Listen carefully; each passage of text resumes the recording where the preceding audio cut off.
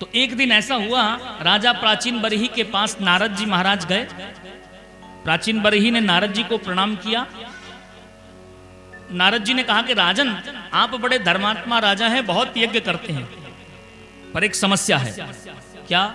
बोले आप यज्ञों में पशुओं की बलि देते हैं। अब राजा प्राचीन बरही कहने लगे, महाराज हम तो वो करते हैं जो वेदों में लिखा गया। वेदों में क्या लिखा गया? बोले वेदों में लिखा गया है कि पशु नामाल भेद, यज्ञों में पशुओं की बलि देनी चाहिए।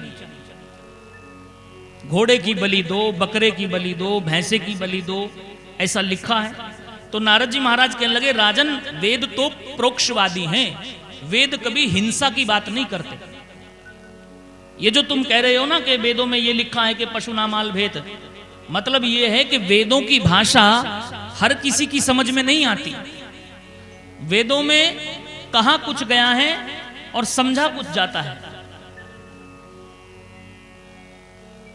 वेद कभी हिंसा की बात नहीं करते। वेदों में जहां लिखा है ना कि पशु नाम आल भेद, पशुओं की बलि देने का जो वेदों में जहां पशुओं की बलि देने के बारे में लिखा है, तो उसका अभिप्राय यह नहीं है कि पशुओं का सिर काट करके यज्ञ कुंड में स्वाहा कर दो। उसका अर्थ कुछ और है। तो कहा क्या अर्थ है? बोले अर्थ यह है कि वेदों में जहां लिखा है कि घोड़े की बलि दो, घोड़े की बलि का मतलब, घोड़ा किसको कहते हैं? घोड़ा कहते हैं अभिमान को, कि जब यज्ञ करें तो अभिमान रूपी घोड़े की उस यज्ञ में बलि दें। अच्छा, घोड़े को अभिमान को घोड़ा क्यों कहा गया? अश्व क्यों कहा गया? आप सभी ने घोड़ा देखा होगा। कभी घोड़े को, जैसे गायें सीधी खड़ी रहती है, आराम से बैठती है, ऐसे देखा है? गाय के जैसे बैठे हुए कभी घोड़े को देखा है? गाय कैसे शांति से बैठती है, कभी घोड़े को ऐसे बैठे हुए देखा है? घोड़ा क्या करता है? या तो घोड़ा खड़ा रहेगा, या घोड़ा दौड़ेगा, या फिर घोड़ा लौटेगा मिट्टी में, लेकिन वो कभी शांति से बैठता नहीं। अच्छा, घोड़े को जब घुड़सवार दौड़ाता है, तो घोड़े के ऊपर जब घुड़सवार बैठता है और घोड़े को जब दौड़ाने लगता है, तो धीरे धीरे धीरे धीरे धीरे करके वो एकदम गति जब पकड़ता है घोड़ा, गति पकड़ने के बाद घुड़सवार को घोड़े को दौड़ाने की जरूरत नहीं पड़ती, वो अपने आप दौड़ता रहता है।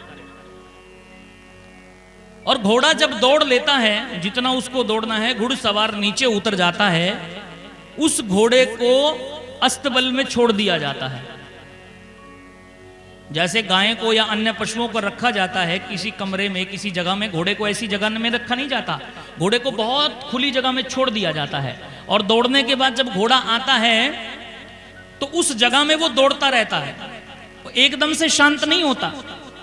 वो 2, 4, 5, 10 चक्कर लगा करके धीरे धीरे धीरे धीरे धीरे धीरे शांत होगा। इसीलिए अभिमान को घोड़ा कहा गया। जिस प्रकार घोड़ा कभी बैठता नहीं, अभिमान अहंकार भी कभी बैठता नहीं, घोड़े की तरह खड़ा रहता है। जैसे घुड़सवार ने पैर मारे, घोड़ा दौड़ा, और जैसे अभिमान को आपने थोड़ा सा छेड़ दिया, अभिमान दौड़ने लगता है और घोड़े की सी तेजी पकड़ लेता है। और अभिमान जब पूरी तीव्र गति से दौड़ रहा हो, आपके भीतर जब अहंकार तीव्र गति से दौड़ रहा हो, तो वो एकदम से शांत नहीं होगा, एकदम से रुकेगा नहीं, धीरे धीरे धीरे धीरे धीरे करके शांत होगा।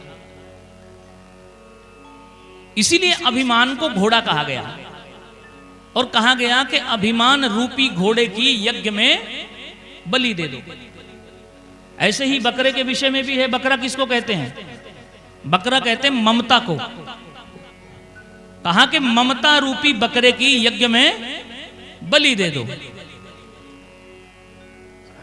मोह का त्याग करो, ममता को छोड़ो। ये मेरा है, ये मेरा है, ये मेरा है, ये मेरा है, ये मेरा है, ये मेरा है, ये मेरा मेरा करना छोड़ो। ये कुछ भी हमारा नहीं है। मोह का त्याग करना ममता रूपी बकरे की यज्ञ में बलि देना है।